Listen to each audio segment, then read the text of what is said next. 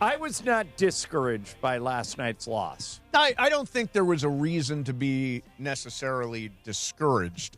So if you didn't follow it, the Lakers fell behind by 14. They came back, went up by 12. Had a great third quarter. And then the wheels came off. Well, no, Oklahoma City is the best defensive team in the NBA, and they just smothered the Lakers. They held them scoreless for over 4 minutes in the fourth quarter and took back the game. And after the game, LeBron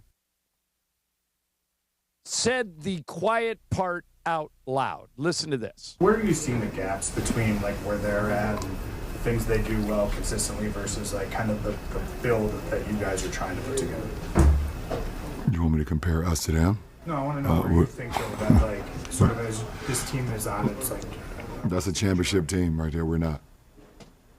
So I don't understand. What are the biggest things you think that are keeping this team as right now? We can't sustain energy and effort for 48 minutes. And they can. That's why they won a championship. They're a championship team, and we're not. Okay, so think about what he said, though. We can't sustain energy and effort for 48 minutes. Isn't he right? Well, let me ask you something. One of the reasons why Oklahoma City is able to sustain that level of energy. They are deep. They are deep. They've got a whole bunch of guys who can get out there and run. And, young guys, too. And young guys. And the Lakers don't have that. They don't have the depth. When LeBron is off the floor, when Luka's off the floor, I mean, they don't have the depth to run with these young teams. Which is why having a lot of cap space next year might be something rather than nothing. Oh, it's huge. I hear people say, well, cap space, it only matters what cap you do with it. Cap space does not win championships. Right, but depth does. Yes. Like Kason Wallace, who is starting for them this year, leads the NBA in steals. Yep. Shea is top 10, and that's their normal starting backcourt. A.J. Mitchell, who backs up Shea and didn't play last night, might win Sixth Man of the Year. Isaiah Joe might have been their best player last night, and he didn't even start. Jalen Williams would be the best player on every other team. Boy, he had a monster fourth quarter. They are loaded. Yeah. And so that's why I'm not all that discouraged. But Pepe Mantilla just walked in. Hi, Pepe.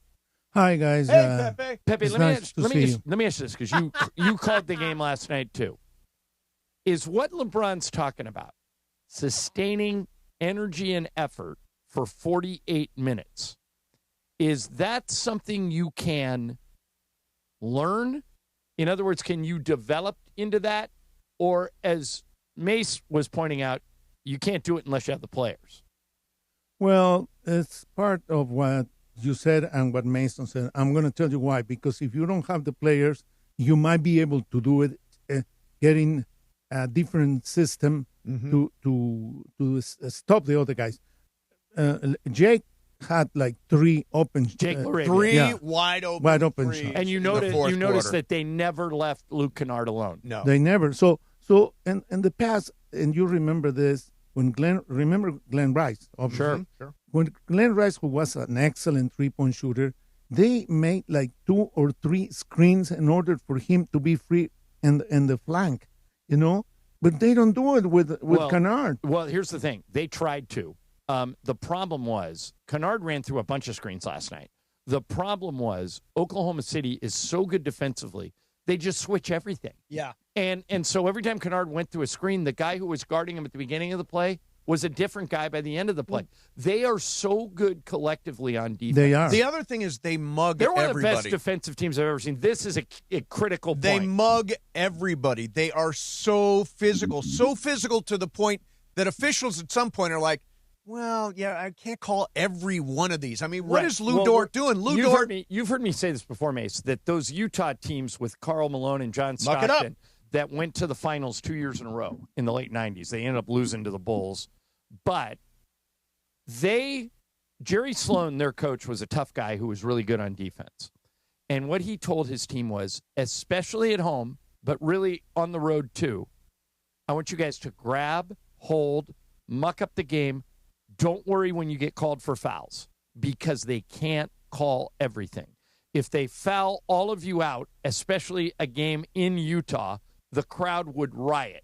Yeah. So they won't do it. So now you watch what Oklahoma City did last night, especially to Austin Reeves. Oh, my God. They tripped him. They grabbed him. They held him. Reeves got so mad at one point, he MF'd the ref and got a technical. And he was fouled on that play. Right. Clearly fouled on that play. But that, Mace, was what you were describing. That is a suffocating defense bordering on illegal that they have found an avenue to exploit. Yeah, and I wish other teams would do it, because then I think the refs would get involved. Yeah, but the other teams are going to have to find a way to stop this. They're very young, and you mentioned that. Yep. They're really fast. Yep. Right. And their rotations are amazing. So San Antonio beat this team with Shea and the 3 out of 4. Emirates, Pepe, and they the beat Emirates them Cup. 3 out of 4. Yeah. They're done So playing each other. There is a way that they can beat this team. It's not an and by the way, invincible to team. Pepe's point, here comes San Antonio tonight. And they're another version of what we saw last night. Super young. Yep. They have 8 players aged 25 or younger. 8 of their 13 are aged 25 or younger. And they all can play. Yep. The guys, like Dylan Harper and Devin Vassell and all these dudes. Wemby. Castle. Wemby. Castle might be as good as Wemby. Castle is coming off a game where he went 40, 12, and 12. All right.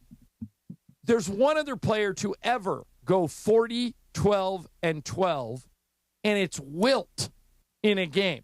Yeah. And Stefan Castle is a guard in their backcourt that isn't even Wemby. And he is very young. 21.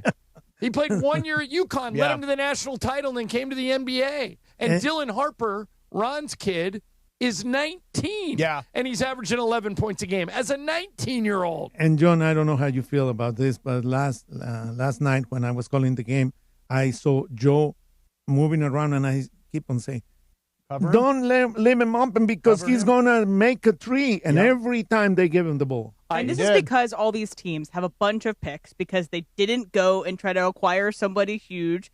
And that's what – so when we're saying in the summer, give us Giannis – that means we're trading away 3 first-round picks, which means we're not going to have those guys again. Right. Like, these teams are built because they had to, off of these young talents. They ended up getting lucky with Wemby. This is a good point, though. If all these names we've mentioned, okay, Isaiah Joe, Chet Holmgren, Jalen Williams, all original Thunder draft picks tonight.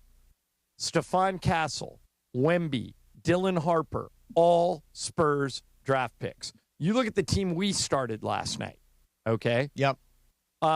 Keeping in mind that Austin doesn't start. Yep. And he was undrafted. Right. Most of those players came from other teams. Yeah. Right.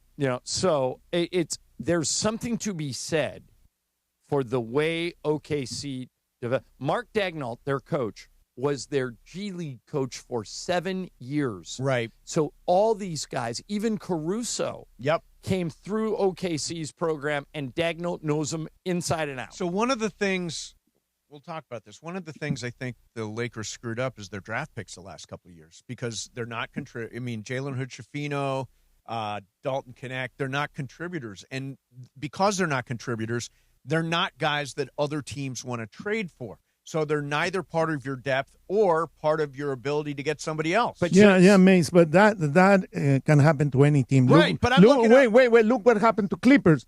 The Clippers have Shea, and they traded him. Okay, Shea is one of the best players now. Might be the best. Right. The other thing, Emily, there are cities, there are franchises that can wait to get a championship. The Lakers can't. That's also Oklahoma City is not a destination for free agents. Right. At least without, you kind of have to do it this way. That's a good point. They have to build through the draft. And the Lakers are. And they have a great GM, and they're really smart. Yep. But going back to my original point, so I just pulled up, here's the Lakers that played last night.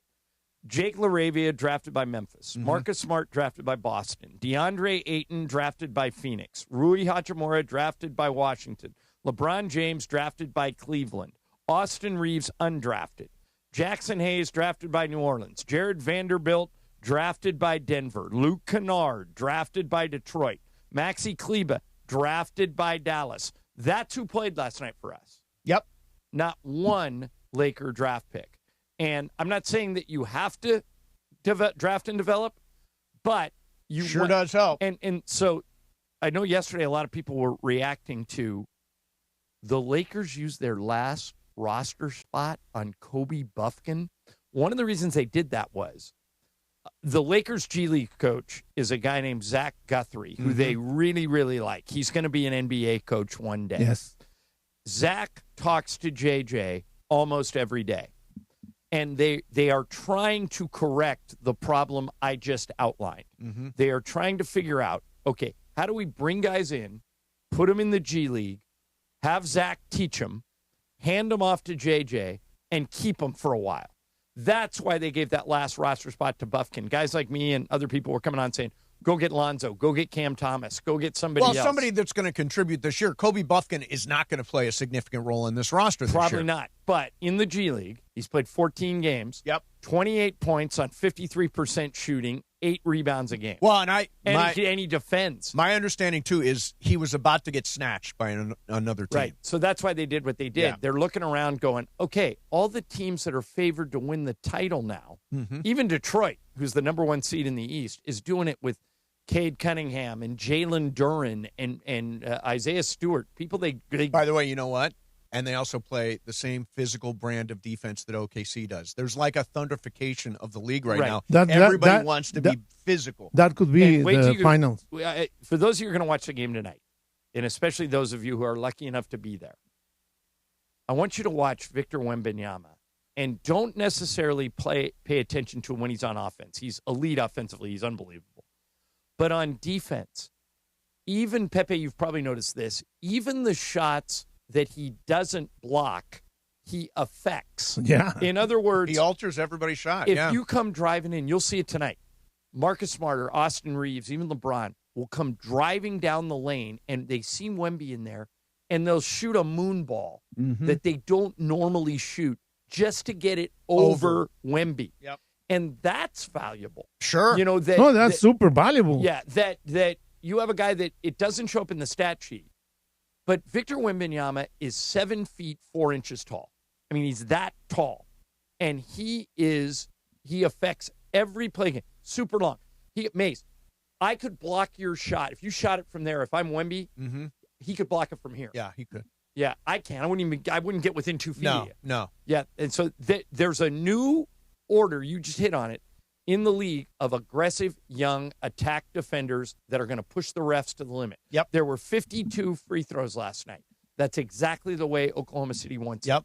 They want to muck up the game, make it into a defensive struggle, and then they suffocate you in the fourth quarter and take over. And by the way, game. it's a copycat league, and everybody's going to try to do what Oklahoma City is doing.